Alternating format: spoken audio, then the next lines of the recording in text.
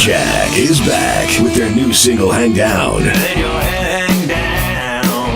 New Grim Jack is available May 14th on iTunes, Spotify, or wherever streaming music is heard. That quality rock and roll sound. More info at grimjack.com.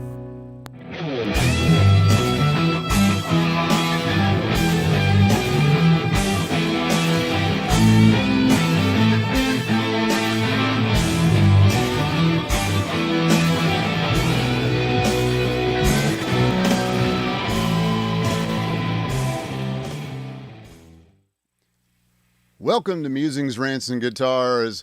Almost had a complete meltdown there. Something wasn't working for a second.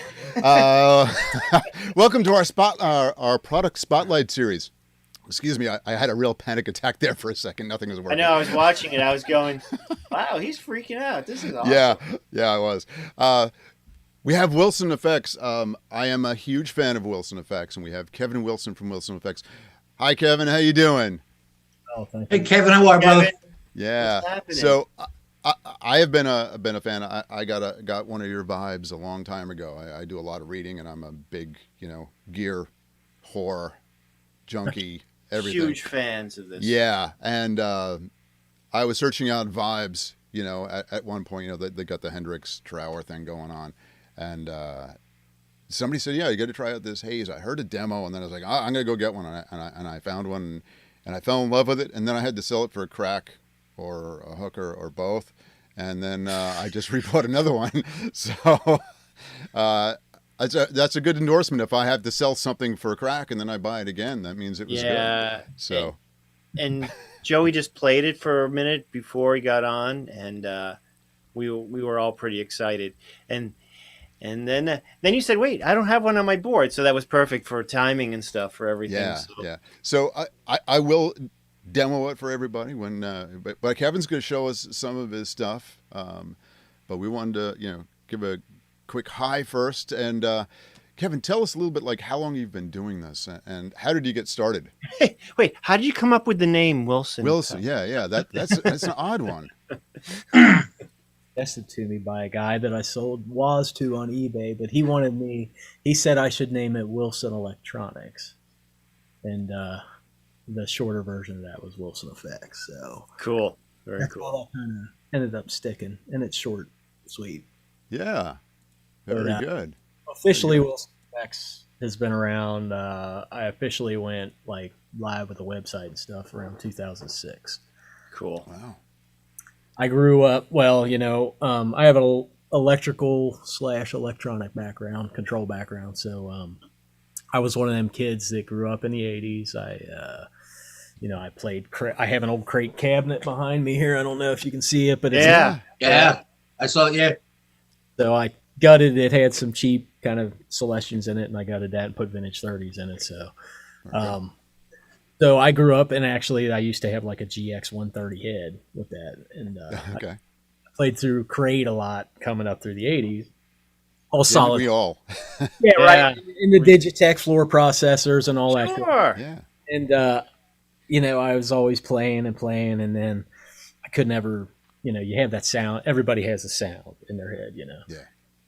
So I started going down the road of analog effects, and I watched people like Robert Keeley, Analog Man. I looked, and I bought product from them, and played it, and was trying to find that sound, and I just kind of ventured into the world of the internet and started getting into schematics and stuff. And I actually started building wah pedals, and before I had a website, I used to build wah pedals point to point, like on perf board or whatever, and I would lay the wire on there, solder it all together, tack it all together, build a wah pedal. Got a Crybaby, do that deal.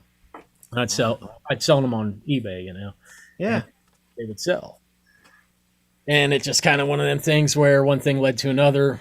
I told my wife, said, "Hey, I think I'm going to try to, start a website and see if I can, make a go at this." And, for a long time, I did it part-time and worked a job, worked 40 plus hours a week, plus, built effects in my spare time. Yeah. Right. And it's one of them things that, it evolved over time. I started, probably one of the first haze pedals you had was the purple enclosure. It probably etched board in it, like a lot of my older pedals do. My older Waz, all my older pedals probably have hand etched boards because I used to etch all my boards. Right. Do the water slide decal, all that jazz, and then it it evolved again, and I got into screen printing, and then it evolved again, and I got into Eagle CAD doing circuit board design, and I learned how to do all this stuff myself. And then when I got away from the water slide stuff, I had an artist, David Medell. He goes by that, like he does the Dirty Beaver graphic, the World War, and he did the Lassus Naturelle, that one too. And, Well, they are absolutely stunning pieces as far as even just the artwork too. well, thank you. Yeah. Now, I got a lot of compliments on the stickers and the shirts at NAMM. Yeah. And Yeah, I just put the one with the horse, elephant, beaver. Yeah, the Lucis up there on the screen. That's a throwback to like some old '70s stuff, Yeah. right? and all Yeah, his art kind of like that. He does a lot of poster art and stuff. yeah, very cool stuff.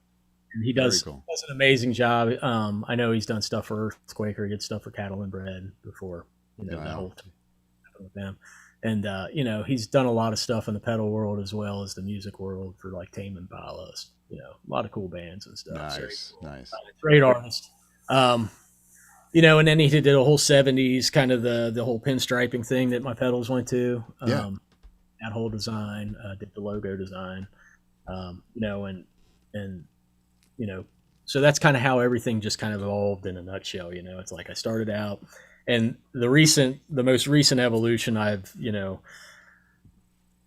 decided I was going to get Adobe Illustrator because it's pretty expensive, when you're a smaller guy like me doing all these pedals and stuff when you redesign them. So I kind of learned how to use Adobe Illustrator on my own and started messing around with graphics and kind of pulling pieces out of what I already had, and just that's kind of the new evolution. And it was too hard to get, everybody's like, man, I really like that pinstripe look, and I love it too, but it just doesn't work out on a 1590B with like 5 knobs on it. You just Right. can't that many lines on there with the graphics, with the names, with the in and out, with the 9-volt DC, yada yada. You can't. It's a lot to cram in. yeah, it's a Right. lot. I mean, everybody's looking for, stuff that's going to fit on the pedal board. I mean, and the challenge too is, people even going to, completely to minis.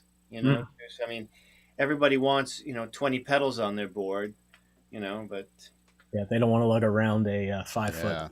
Yeah, yeah. no, it's a pain Exactly. in the ass. And like you do the stone grasshopper. Actually, I'll put that back up on the Yeah, screen. And that's you got a few pedals in that one, right? Yeah, there's That's nice. actually an overdrive fuzz, and it's got a silicone fuzz face, a 808 style, like tweaked. It's not a stock 808; it's kind of tweaked. Yeah. Tweaked, clipping options are tweaked, and then it's got a clean boost in it as well. And I've got one of them laying around here. I just couldn't fit it on the board, so. Yeah, yeah. That's one of the things where, and that's actually, I was talking to you about redesigning the line. That's actually one that's at the pedal shop, that the enclosure shop's getting ready to Oh, okay. create a new design off of. That's a little bit more lean towards the name. So, kind of, it'll be a little overboard, for people that aren't into the 420 crowd. But Right. it's the name of the pedal. So. Yeah, Very cool. Yeah, it's that's the throw in the bag pedal. Just Yeah. get out there and jam. with Well, people. and that was the concept behind that pedal was, okay, of course I like probably everybody else got on the gear page a lot. I don't get on forums as much as I used to because I just don't have time. Right. Yeah. Every once in a while I get on there and scan through there or do a quick search, and but that was one of them ones where it's like, okay, if I was a gigging musician, what three effects would I want that I could take to a gig? And it's usually boost, fuzz, and overdrive. That's like your blues pedal in a box, right. And so that was kind of the idea behind that was, and then you got there's routable jacks on the back to where you can switch the fuzz. You can reroute that ahead or behind. You could like play your overdrive and your boost, and then reroute your fuzz wherever you want in your signal chain with the switching jacks. So Okay, that's That's super cool. really cool. Yeah. and that's kind of the slapback's got the same. That's got the same idea. So the slapback is a twin delay pedal. It's a dual delay. It's a PT 2399 bass delay, Mhm. and it's got two of the exact same circuits in it, two separate sides. It's got the switching jacks on the back, so you could take one delay pedal, run it over here, take another delay pedal, run it over here, and you could do that, run it into separate rigs, or you could just run one through your effects loop, one into your front end. Very nice. I've always been a fan of delay in the effects loop. I don't know why, but Yeah. I think it lives better there for me. But yeah, and then it's the cool thing is it's got this oscillate switch on it that you can assign to either side of the board, and the middle switch is a latching oscillation switch, so you can latch it and it'll do the runaway repeats thing, and you could turn it off and come back to it, turn it off, come back to it, and then once you disengage that middle switch, it goes back to normal. Wow, very cool. But it's a big pedal, but it is Yeah, two yeah. delays. I mean, there's no room for a battery in there, so it's pretty crammed.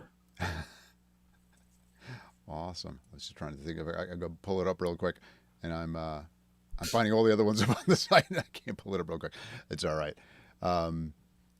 Great. So, do you want to give us a demo on a pedal or two? Yeah, I mean, I can definitely do that. Great. Yeah, we'd love to hear it. I should have brought my earbuds down. The cord gets in the way. I'm gonna mute my mic. Is there anything particular you would like to hear? No. Whatever. Yeah. Let me change my view and get it back up to the. There we go. All right, I'm gonna mute myself for a minute. Okay.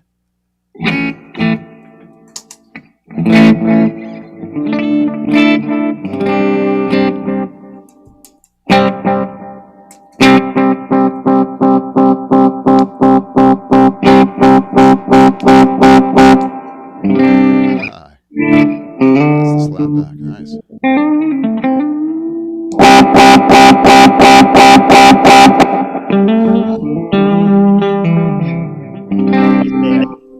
Wow.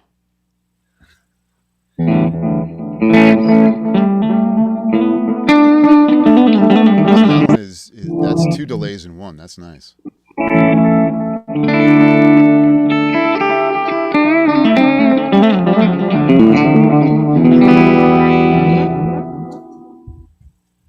Very good. So yeah, like the thing I like about that is like two delays. You also Yes. get reverb added in there that like Nice. two delays. Now, is that an analog delay? Yeah, it's a PT2399, which is a digital chip, but it's Okay. an act.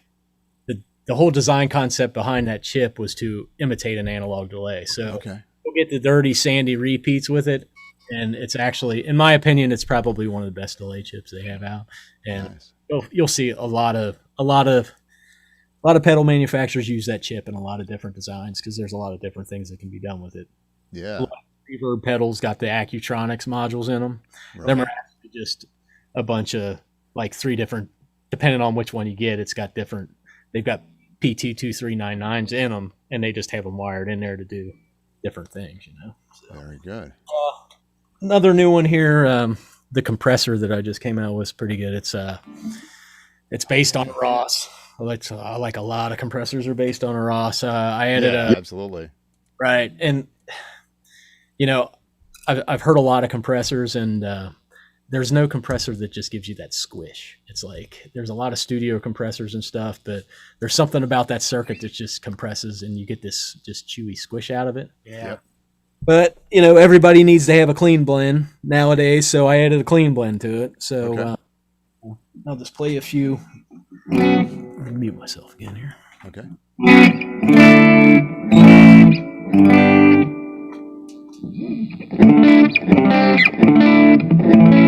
Yeah, definitely hear that.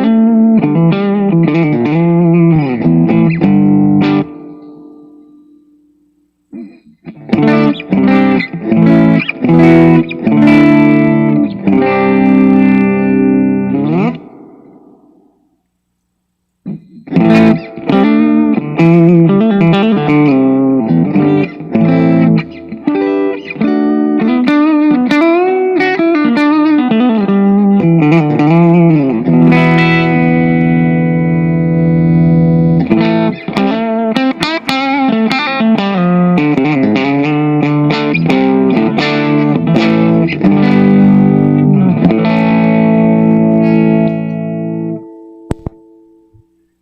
digging that. So like Yeah. that attack. So like if I have the attack turn clockwise on that, you almost get an overdriven type of feel with the pedal. And lately here, I've been before I threw this board together, it's like I find myself I can almost just live with like the no face, the Ross, and like the Angry Goat pushing the front end of my amp because like the Ross gives you that extra squish and sustain. Yeah, well, I heard that. You know, and then like the no face, it's got a cut knob on it. So let me see if I can set something up here real quick.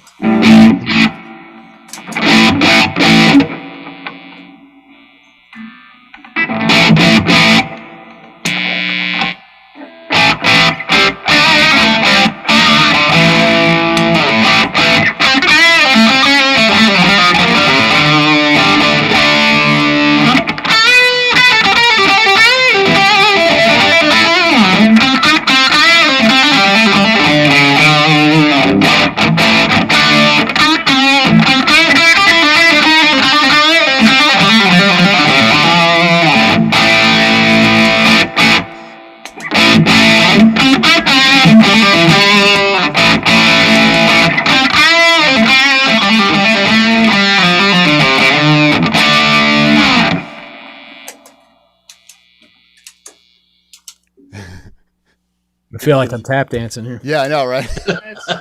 But we all know that very well. We know the yeah, right. And then I'm sitting in the chair and I'm like, oh, yeah. So I'm good. and another. I mean, I got a 10 spot 2 on here, which is it's a popular wall. It's one of the most popular walls I make. Which Okay. I'm here to play with it. Okay.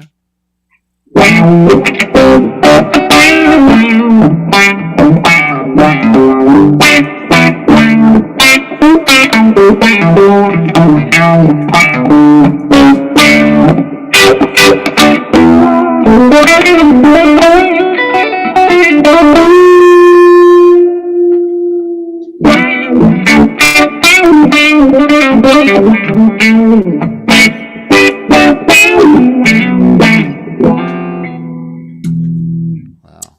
So yeah, that's kind of musical nice. wah, though. It's got a nice range to it. And it has the one thing that I do to all my wahs, and it puts you have an LED on it. yeah, right, yeah. Man, that has driven me crazy at gigs sometimes. Like, oh, my amp sounds like shit. I can't figure out what it is, and I realize I'm somewhere along the line I had hit the wah on, and it just sounds like ass. Yeah, right.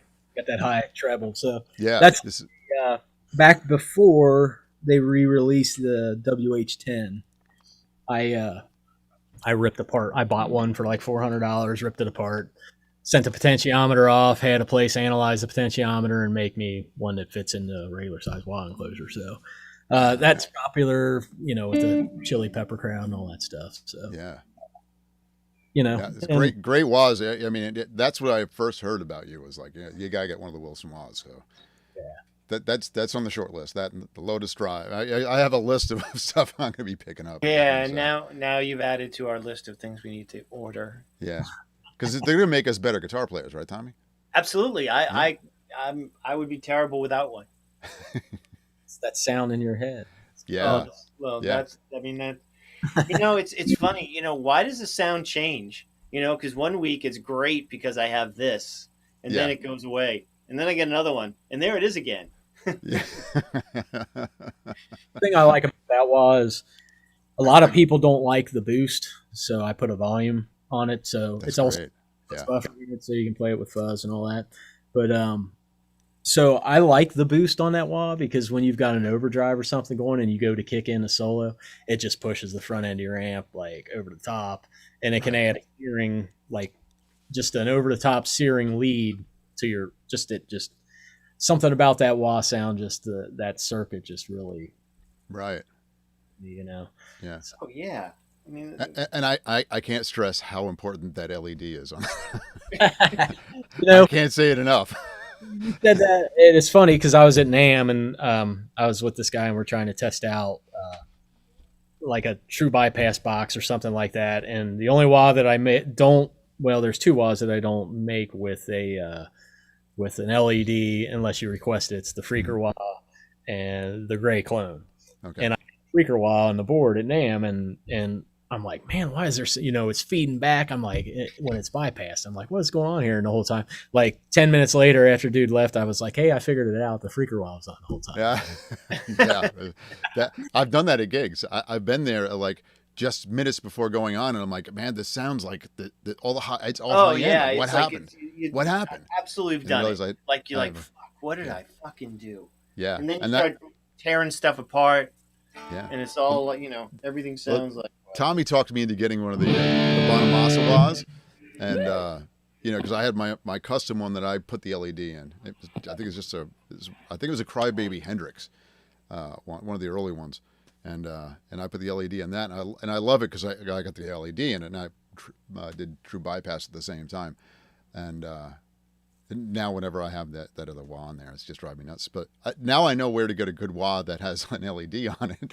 So yeah, I mean, I got a Wilson Wah V2 sitting here. I can probably plug that in, take that one off, and plug that one in real quick. But sure. You'll have to deal with me disconnecting from. Well, I'll tell you what I'll do is I'll throw the unboxing video on for the Haze while you do that. Okay. Sounds good, man. All right. So do it, man. Yeah. So when I picked up the Haze, we like to do the unboxing videos, and I'm going to play a little bit of the Haze for you afterwards. But I have the unboxing, and that's always kind of fun to watch. So I'll pop that on. Okay, going to do a quick unboxing of the Wilson Haze. I did open the priority bag just so you don't have to watch me try to cut my fingers again. And here we go. Nice little plain white box, right? Small manufacturer, nothing fancy on it, which is good. There we go. Got the bubble wrap. Let's see what's inside. So you got your pedal. Oh, and always some swag. Look at that. I take it during the video. Pick. That's always a nice little add-on. I like that. And 2 stickers. Look at that. That's some type of weird elephant, horse, rhinoceros thing. I don't know what it is. And you got some beaver-looking thing on a motorcycle with a helmet and with a peace sign. That's pretty cool. I like it. I like it. What a wig. All right. So look at the pedal itself. Don't toss shit like that out. All right. There you go. The Wilson Haze. There you go. There was the unboxing. I should have held it up a little bit because the Haze, it's got the in and the out. It also has an input for an expression pedal, and I used to play it without the expression pedal when I had the purple version, but I'm like, if I got to demo this thing, I'm gonna get an expression pedal. So when I do hook it up, it's hooked up. When I take a minute, I'll play with the expression pedal, which is a really cool option. It's great to have that. So, did you just use your toe on the big rubber knob? Yeah, I used to do that. Yeah. We do love big rubber knobs, man. Yeah. The MXR Phase 90 that's what it is. Was the big toe knob. Yeah, then that's the Haze comes with that. It has the big MXR knob, which is really cool. But yeah, and that's what I used to use. And then but I would just mostly keep it at the slow swirly sound. And I got to say, not only a great vibe, it makes a perfect chorus too. So, All right, so you hooked up the Wilson Wah 2? Awesome. And I know Kevin's a big Les Paul. I saw that it was Gibbs Sunday today, so I saw he was. It is Gibbs Sunday. We saw that. I wanted the line kind of make. This is my last ditch effort to make my space look presentable for your podcast. He's back there. Yeah, we've tried. I've tried making this place look presentable, and this is just a sham. That messy shelf there, probably, I can't tell you how many dollars worth of vintage pedals are on it. And all of its counterparts are in boxes behind my monitor in a storage room. Yeah. Oh yeah, we don't show the other side of the screen for us because there's just yeah, we're like in like terrible basements. Except Letty's in a real room, but I mean, me and Tommy are both in basements. So episode ideas. Maybe sometime I can just dig out a bunch of vintage pedals and we can do a vintage pedal episode, and we'll just That'd We be would- awesome. we would Yeah. love- Yeah, that would be great. I like all you pedal guys. You all have these addictions to pedal. That's how you get into it. Like I know Josh from JHS is the same thing, right? I mean, yeah, he's, right. like, so well known to just have every pedal ever. Yeah, he's got an insane collection, but Insane collection. mine all live in boxes where his lives on shelves because the rest of my basement's not finished yet. I get it. He has to have somebody come and dust. Yeah. Anyway, I'll spin Yeah. around. This is the little Wilson Wah V2. Okay.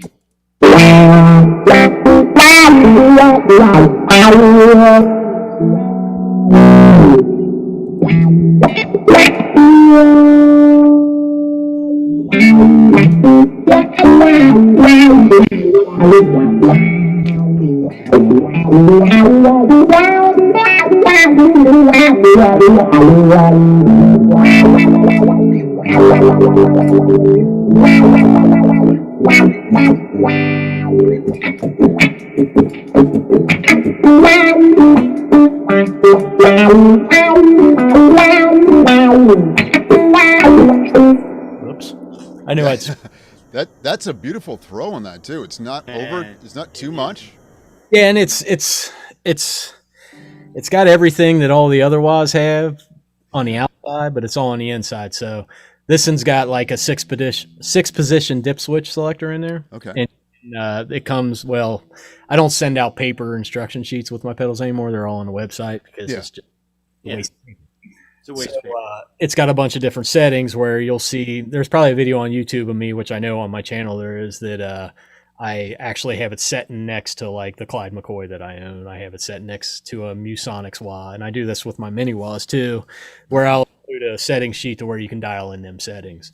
And it's got an incorporated boost in it, and it's got trimmers inside instead of the knobs on the outside, so you can kind of fine tune it however you Nice, like. I mark the stock settings, but trimmers are, they're not as precise as potentiometers, but Yeah. Good Yeah. See, job. I'm thinking I would love to have a pedal line where all the knobs are on the inside, so I can't fuck them up for live. Because I am like, I set my knobs, and then I don't really have to. I don't tweak them during, Yeah. So I have a problem with overcomplicated pedals to where I don't buy Yeah. pedals that are overly complicated because I'll never sit down and figure it out, and I'll never sit down and find a sound that I can just leave it at. Right. Very right. true. I mean, there are some complicated ones like Eventide. So yeah. that I wouldn't even know where to start. I have 3 delay sounds. Yeah. That I use, and Yep. Yeah, I remember I had the Eventide, and I could not. I mean, I had used 2 of the bank of 128, and I'm like, if I went around the wrong way, it's like I got to hit this button like a million times to go back again. right. So forget it. I was just I use the DD20. It's just Just a base, because I only use 2 settings on it, and I got 5. big box memory, man. But Yeah. Yeah. I've been using a lot of DoD rubberneck because I got one on sale and I got it dirt cheap. I went through Right.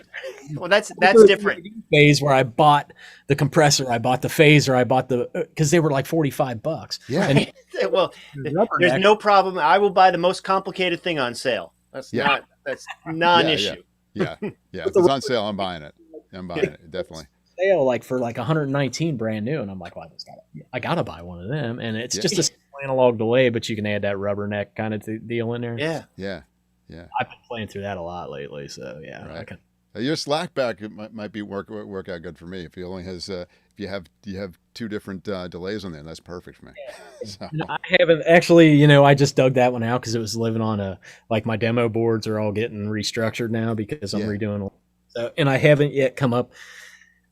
I'm at a mental roadblock with the slap back as far as the graphic goes because I've sat down and I've tried and I just can't. I'll sit here for hours and waste hours and I can't come up with something that just the minute you come up with something, you go, that's it. And Right, because I mean, they're going to be out there. They're going to be out there on board. And this is, it's not just like, Yeah. I'm done. No, it has to hit you. So I'm still I've hit a mental roadblock with the slapback. So the slapback might be one of the pedals that lives like that for a while. I might change color on it or something, but we'll see how it goes. So. Awesome. So you do a bunch of different drive pedals too, right? I think the first one I knew that you did that I knew about real good was Lotus. Yeah, right? yeah. That was one of your earlier ones, right? Yeah. So I had the Lotus Drive, which was just like the dual Lotus Drive kind of took off. Mm-hmm. Yes. Thanks to Brett Kingman, he did a lot of the red box version, big box version that I first came out with. He did a lot of demos of that pedal and really helped that out in the beginning. And then it went to everything went to the 70s pinstripe. And then I just actually redid the dual Lotus and put it in a smaller kind of black, this one right here. And it's Lotus Drive counterparts in a 1590B now. Okay. So it's basically a Dumble in a box with a couple different clipping options on it. You got the stock like germanium clipping, and then it'll do like no clipping, which really opens it up and gives it a lot of headroom. And then it'll do like an LED clipping, which is very similar to the no clipping, but gives it just a little bit more gain and a little bit different of a characteristic. So Right. a little bit of that one here for you. Okay.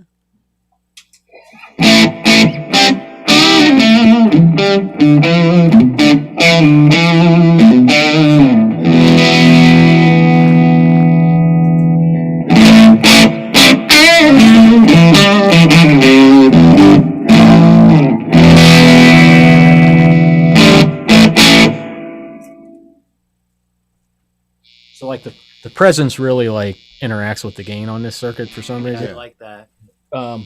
One thing I like to do with it's crank the presence up and like crank the tone down. You get a little bit more gain out of it. Right.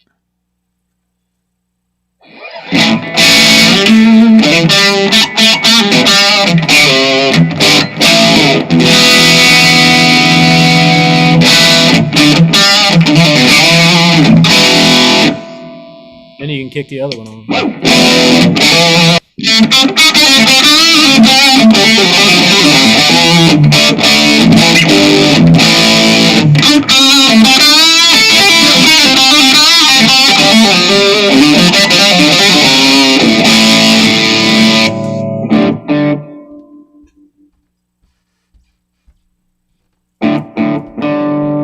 But a lot of people like these with strats because you can get kind of that. Yeah. Yeah.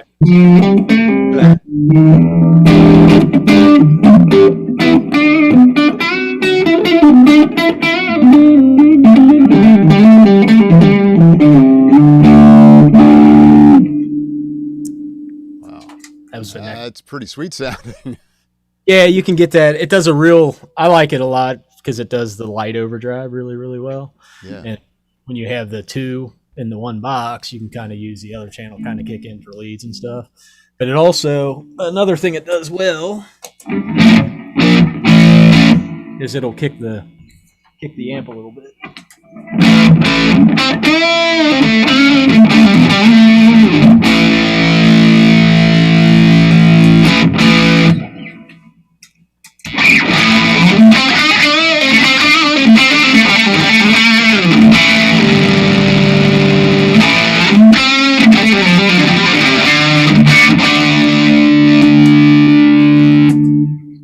So moving in the same direction, if we're going to talk Dumbles a little bit, Yeah. So the Angry Goat came out last year. I think it was last year. It might have been 2019 because last year was like just a wash, right? Yeah. Yeah. Absolutely. So it may have been 2019, but it's got the Angry Goat's kind of got the D style circuit in it, and it's got K style circuit. So the K side's got the buffer and everything. So that side's not true bypass, but it also buffer. So you can use.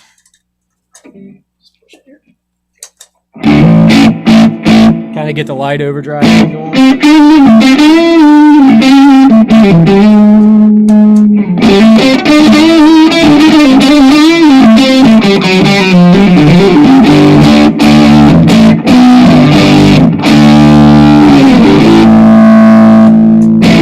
You use like the K side to kind of push the front end of the D side to kind of give it.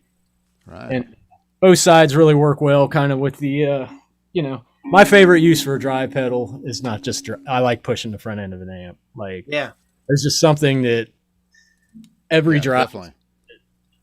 should have that characteristic to where you could either play it standalone or use it to push the front end of your amp. Because when you get a nice drive pedal in the front end of your amp, like there's something that tubes do that nothing else does. You know, tubes Yes. just this chimey warmth to your tone, and it produces an overdrive that you just can't replicate in a pedal. You know, so Yeah. but the nice thing about a nice pedal is if you can accentuate that warmth. You know, so.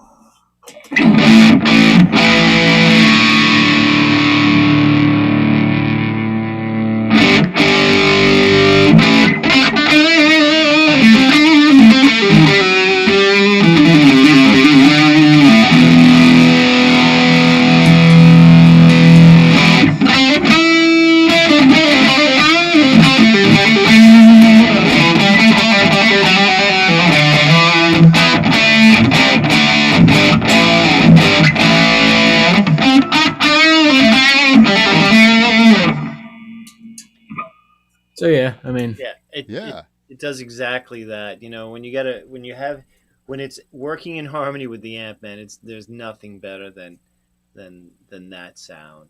So. I've found myself, you know, that Angry Goat's kind of been something that I've been playing through a lot, and it's been a staple just to like for me jamming when I sit here and I come downstairs and I just need to play for a while. It's usually that. Like I said, recently it's been that, the no face, and the compressor with a little bit of delay going through the loop. You know, you can put me in that, and I could sit down here for hours if I start getting into a jam and just like, you know, you get that feeling where you don't want to quit, and then you have to quit, and you're like, but man, this feels so good. You know? Yeah. Right. That is great. Sometimes I just walk away when it feels too good. I do too, because you don't want to walk away when you're sounding bad. Exactly. I'll get it. Everything's like, yeah, I need to stop now because this is just going to run into the wall. Yeah, right. And then you run into the wall and you walk away going, damn, I suck. I know. And it doesn't take much for us, you know, so like Joey and I, we're like, all of a sudden you're like, fuck it. Walk away for a few days and come back later. Yeah.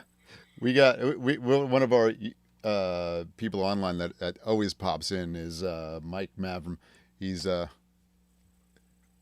well-known roadie tech guy around here. I meant to bring out that light. I have his light. I have it in the other room. I'm gonna have to bring it out.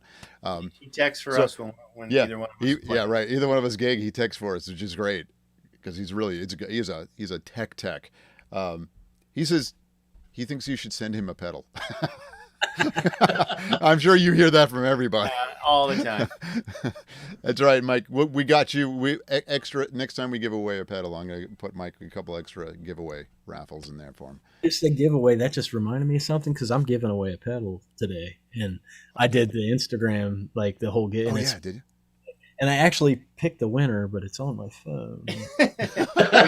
Well, you He's going to have to tune into the show to find out if he won or not. But when we're done with the pedals, like I can just announce it on here. I'll grab my phone and because I saved this, I screenshot. You know, I did the whole. Oh, that would be great. That would be wild.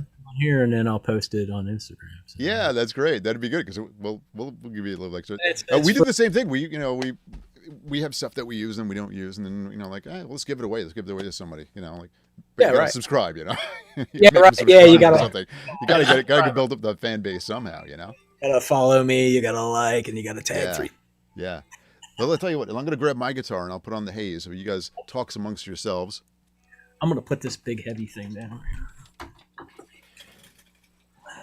Yeah, what year is that? 1970. What is it? 1970. Oh, that means it weighs 13 pounds or 14 pounds.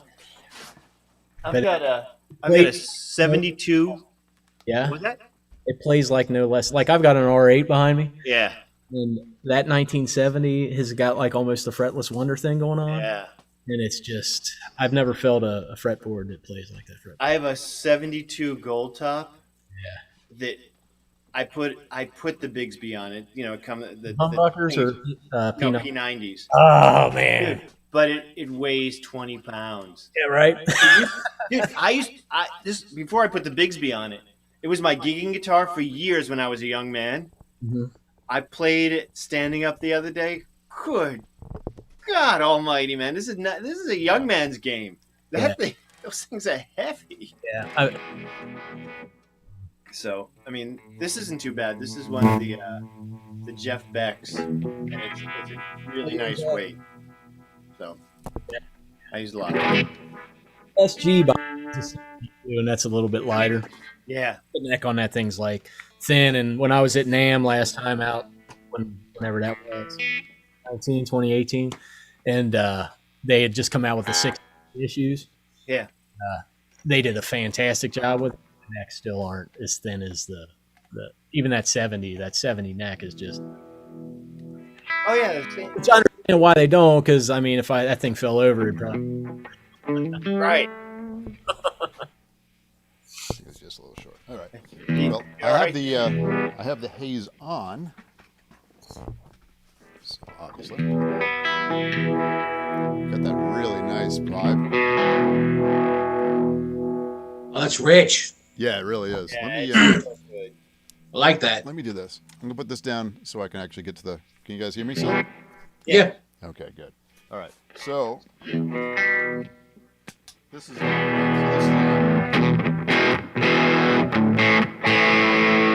obviously cleans up real well.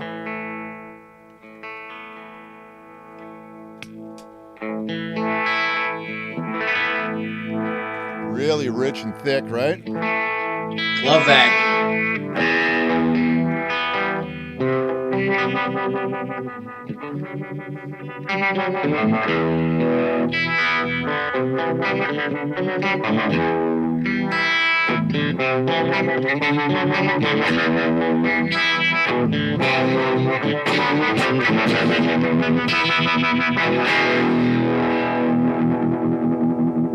And obviously that's using the expression pedal.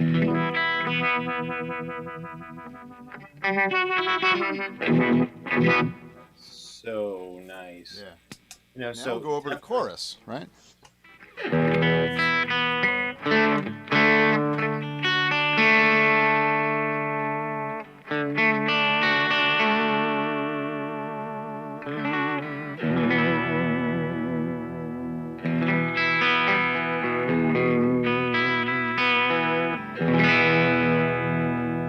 Which is just amazing as well. So that's a little bit on the haze, so you can really hear the on what it can do. I think everybody needs one. I'm gonna probably have to. You see why I bought one, right? And I really have no recording use for it or live use for it right now. But I mean, I just sat down here before for an hour just digging with it. You know, I had nothing. Just like I just gotta play this thing again. So It's one of them pedals that, like, if you start playing like that, yeah, it just you fall down a wormhole kind of thing. and actually, Yeah, to tell you yeah. the truth, the intro that for Product Spotlight, I didn't have a solo for it, and I actually put the Haze Vibe is in the solo, and so when you watch the intro to all the Product Spotlight ones now, they will all have the Haze. Be an endorsed artist then, man. Yeah. There you go. So yeah. So yeah, I just did that this week, and I was like, I'm gonna throw it, and it's real subtle because it was a very overdriven sound, and I kind of had this deep purple thing going on, this riff going on, and I was like, I'm gonna just throw that on there and see what it sounds like, and it was like really subtle in a sense. Hey, it sounds great. I'm gonna just leave it. It sounds perfect. So Nice. yeah, Product Spotlight. yeah. So you do a lot of the work there at a shop at your house, huh? You do all your design work and everything. Behind me looks like a bunch of studio foam, but you see them little holes? Them are the doorknobs I never put on because we never came to fruition. Because Yeah. We have a lot of projects we haven't finished. started building this studio in it was before 2006. So it's a big space. This is just a big great room, which was meant to be a live band room. Isolation room, which is now pedal building shop, and shipping and receiving. In the control room behind the computer is now storage, where all the enclosures, my boxes of vintage pedals, all my wah enclosures, which I buy like 500 at a time, are in this one room. And then I've got all my NAMM gear crammed in the corner, and there's a drum set to this side. So what was going to be my studio ended up being my workshop / storage area / pedal testing area. And I'm sitting at a producer's desk, which has, some KRK monitors, my iMac, and Yeah. where I do all the design work, where I'm sitting right here. And, I got a Focusrite Claret 8 pre. I got an old Quadraverb sitting here that I got off of, but lives in Nashville. He owns a studio, like he calls it the Box That Rocks. It's this little tiny like shed that he turned into a studio, and he does stuff. And he's always coming across this gear, and he came up with this Quadraverb and like an old Oberheim, back there on the floor. You probably see it laying in front of that shelf. Yeah. So I had a Quadraverb for the longest time back in the 80s, and I was like, man, I'll take the Quadraverb, and I don't have it hooked up or nothing, but it's like, it's just it's a nostalgia thing. Gotta have one of those things. Yeah, you're looking at it. I know exactly what you. Yeah. I know, yeah. I took the Oberheim thing and plugged it in for like when I first got it, and it was like, I'm going through all the presets, and there's like a Pantera, and it's like the Pantera, aside from having that digital feel to it, it was like, this really sounds like Pantera, you know what I mean? I'm sitting there for an hour, like reliving my childhood, So. Yeah, I know. Well, anybody that played in the 80s had to have a Quadraverb, right? I mean, they were, What? it was the greatest thing ever. You had all these options, and it was affordable, And it's the same problem though, is you've got all these banks with all these options that you like play on, and you're scrolling through, and you could spend an hour just scrolling through them trying to find the right one. Yeah, I know. Yeah, exactly. That was the same thing. I did keyboards for years, and that's a rabbit hole that is just terrible, because you start programming on those and forget it. Yeah, I bought an Arturia. I think it's a Keylab 49 or 47. Yeah, 49. 49, yeah. The whole, I've got some, I've got a whole drum set here, but I don't have it mic'd and ran, and so I bought Easy Drummer, and my one does a lot of recording. John, he's been to a couple trade shows with me. He's like, get this. So I bought that Keylab, and I think I played with it once, because the whole intention was to use that as a controller for the Easy Drummer, so I could do more in-depth demo stuff that I don't have time to do. So now I've got, it just sits there in the corner. I look at it and go, man, when I have time, I really need to get that out. Right. So, Well, and the doorknob's on. But yeah, right. I did. The doorknob, Yeah. and all the foams, like behind the guitar cases, there's foam that's fell off. Because my kid when he was a little kid, he'd come down, he'd sit there and he'd pick at it. And I'm like, Pick at the phone. Yeah. I get it. Yes. it's so cheap. Yeah. Wow. So, my unfinished studio, which is my workshop now. Yeah. So which I'm This okay. this is actually a completely unfinished studio. You would have. I mean, I know that it looks awesome right now, but camera left or right? And to the left a little. Oh yeah. You see the laundry room. You will not if I be flip the cameras around, it's like, oh boy, it looks terrible. My face is green. That's because there's a green screen right there that one of my boxes is shining. Awesome. You know what? It gives a nice feel to the whole to our vibe. Yeah. Organized chaos, right?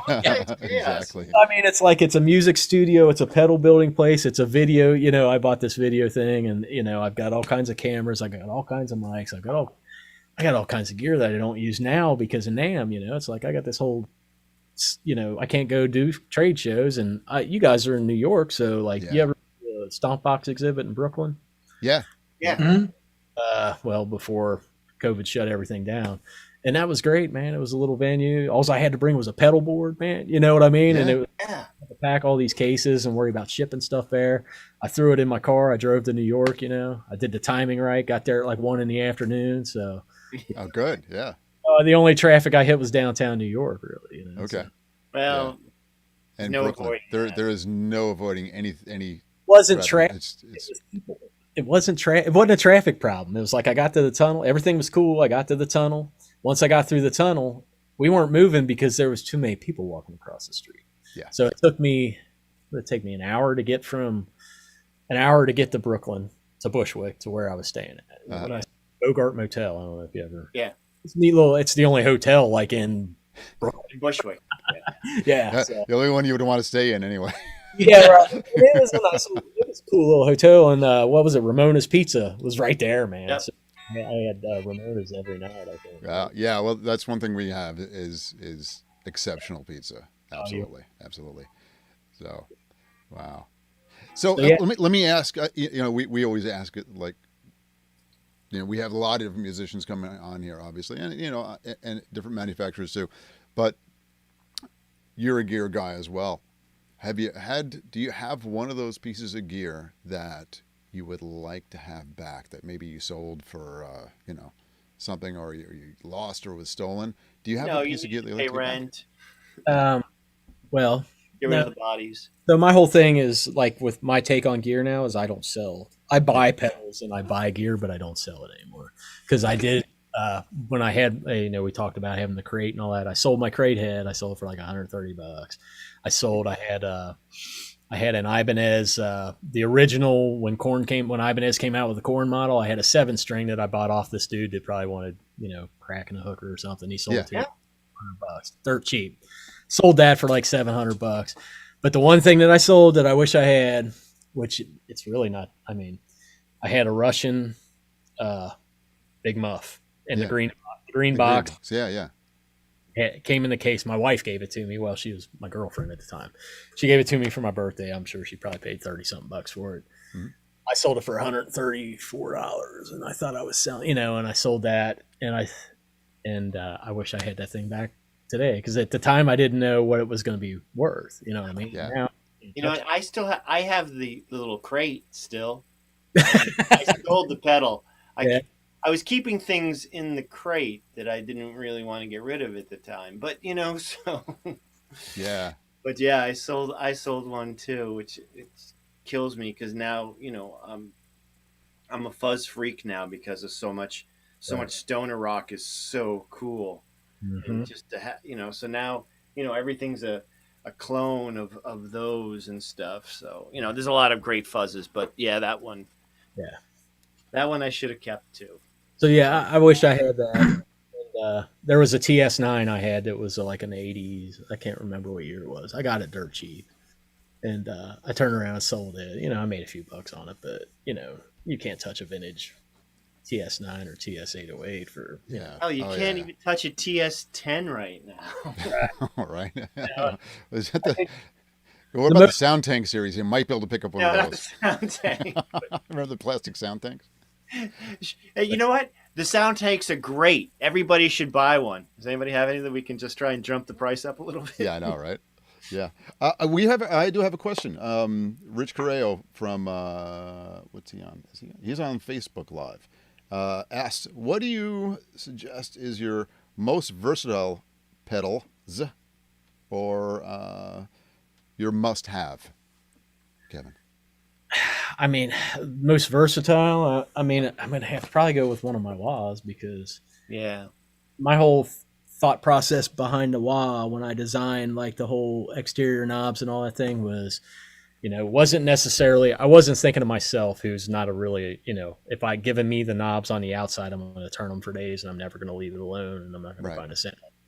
I thought of it more as a studio tool to, you could take this thing into the studio, you could tune in any kind of wah sound you want, and it's kind of a switchblade kind of wah pedal.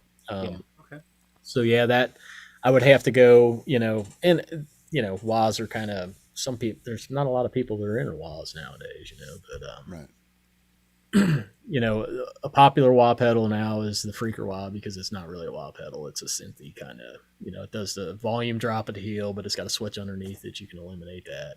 It does the whole, and it's funny because a guy bought one the other day and he's like, hey man, I just seen a gear review with Stephen Von Till from Neurosis. And I'm like, so I'm like, I got to check this out. And the gear review, he's like, this is why I use it because it does something no other wah does, which you can do this volume swell at the heel that just makes it sounds like it's vomiting. Basically, it's just like you throw something and it's like, whoa.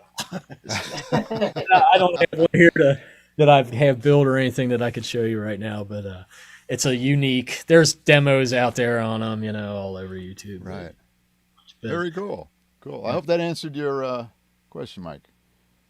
Let's go. Look, now people are finally waking up. Usually it's 7:00. People they're waking. I guess there's something bad on TV. Yeah, the Oscars. Yeah. Oh, Mike was just talking about he borrowed a coworker's crate amp built into a crate. He blew up the speaker. Oh, Mike likes to blow stuff up. I can tell you that. Oh, he does. Yeah, he does. So, all right. One of our other questions. All right. Either from gigging or going. Yeah, you've been to a lot of shows. You have one of those Spinal Tap moments where shit went really even awry. like a trade show moment. Yeah, that would be funny. Nobody's show, like all of a sudden you No, go. I got something this is, and I have never told Josh this. Okay, here we go. We can start a fight. It's not fighting stuff. So Yeah. just this is I don't want to call it. Maybe it is stage fright, sort of, kind of. I guess. Okay. This is years ago. Well, when was it? What year did Petty die? Tom Petty. Oh, yeah. That's going back 4 years ago? 2017. So anyway, I'm in Chicago. Like 5 years ago, yeah. I go to Chicago. The Chili Peppers are playing back to back, and you guys probably know that I work with Josh a lot, and me and Josh are. So we're up there, and they were playing back to back. We went to see Petty the night before, but they were playing back to back, and we'd been going to Chicago Music Exchange, Rock and Roll Vintage, all that stuff, kind of doing that whole thing all weekend. And I always bring some pedals with me, and we were backstage, and we're in the rehearsal room, and Josh is kind of checking out some stuff, and he's like, well, here, you play. And then in walks Flea, so everybody's standing there, and I'm just kind of like, it's one of the moments where you just totally forgot how to play guitar. And I'm like, oh yeah, you play, because I was just like, it was one of them deals where, and I was just like, I don't know, I don't know what it was. It was just like, I'm standing here with these guys, and I'm an idiot. One of the things where I don't know shit, it's like everything just fucking left my head, and it was like, I said, here, you play, and and it wasn't like we were playing at bedroom levels either. It was like a cranked like Marshall like 20 watt amp. So that was kind of my moment where it was just the only time I've ever like really froze up and been like, That's good. I like that. So funny, man. Yeah, that's good. We got to add that one into our. We just did a best of Spinal Taps, and we've had some good ones. Greg Koch having a stomach issue, IBS issue was interesting to say the least. We've had a few good ones. If I want to hear Pat Travers playing 2 minutes 32 seconds of a G chord was funny too. Yeah, we got some crazy light stuff going on here. Yeah, I see that. But that's good, man. Thanks so much for coming on and giving us your time. Do you have any other anything else? Any new pedals coming out? Or I do have one. I haven't really talked about it a lot, but okay. Should you want to talk about it, or do you want to hold off? I can maybe show you the circuit board. It's laying over here. Hang on a second. Yeah. Awesome.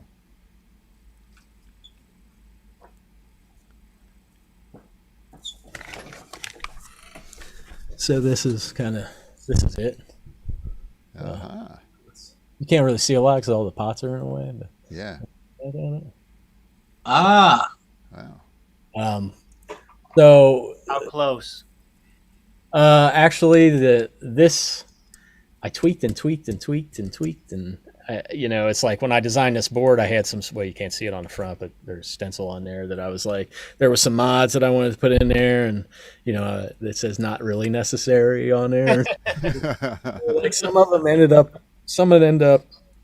living there, and some of them didn't. And then there was a couple, there was a gain pot on here that I had to kind of adjust a couple values, a resistor and cap value to kind of, because it got really dull if you turned it down. But it's kind of, I'm one of them guys that I always like, I'm in the 80s, I was a metalhead. I grew up on Overkill, Slayer, Testament, SOD. I was into like, while everybody else was big hairing it, I was like into the metal, and Right. I was all, I've never really found a pedal that like does metal and that I was ever like over an amp, and I tweak this, and it does a really good job of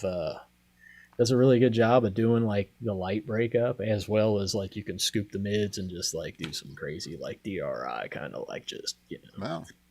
just chugging. Yeah. Real ripping. That tight.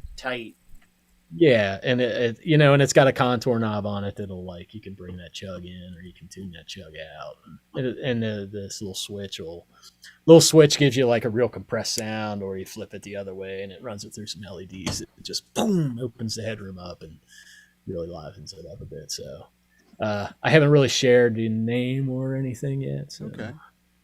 Yeah, you don't have to. I mean, it's a lot of my new designs have been kind of darker. I don't know. I think that comes from me being a little metal 80s kid. Yeah, right. This one's kind of lives along them lines. But it's got a cool little artwork thing, and a lot of my pedals are me, like they reflect me, I guess. But Yeah. So it'll be cool when it comes out. But I like the drives, and I like the foundation effects. Because everybody's like, man, you got to go DSP and you got to start doing the digital stuff, and everybody's doing that now, man. It's Right. like, what am I going to do that hasn't already been done in a control? Because all that's coming out now is reiterations of the same Yeah. stuff. So I kind of steer away from that, and I just stick with what I know, and plus I don't have time to learn how to code and all that stuff right now. So, Yeah. Yeah, you'd have to outsource that at this point. So do what you do. Do what you do, doing it well. So Yeah. I mean, the products are fantastic, and I see a long list between me and Tommy getting some more. So yeah. we'll keep you in business for a while. So that's good. Hey, good God, John just joined. What time is it in freaking Taiwan? Hey, John, John joined? what's happening? Good God.